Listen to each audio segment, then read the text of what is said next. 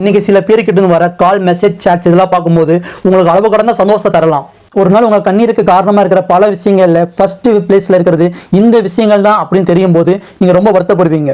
At ப்ரெசென்ட்ல அவங்க ஒரு கால் பண்ணிட மாட்டாங்களா, ஒரு மெசேஜ் பண்ணிட மாட்டாங்களா, ஒரு வார்த்தை பேசிட மாட்டாங்களா அப்படின்னு ஏங்கி தவிக்கிறீங்களே.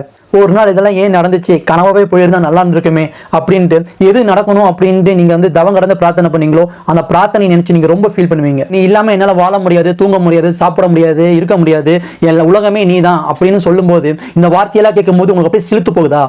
ஒரு நாள் இதெல்லாம் பொய்ன்னு தெரியும் போது, நீ ஏமாந்துட்டேன்னு புரியும் போது இந்த பீப்புள் மேலே ட்ரஸ்ட் வைக்க உங்களுக்கு அழுத்து போகும்.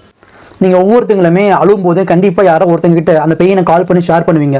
நீங்கள் இப்போ சைலண்டாக அழுகும்போது யாருக்கிட்ட கால் பண்ணி உங்களுடைய மன ஆதங்கத்தை கொட்டி தீக்கிறீங்களோ தெரிஞ்சுக்கிங்க, நீங்கள் ஒரு நாள் சத்தமாக கத்தி அழுக காரணம் அந்த பர்சனாக தான் இருப்பாங்க.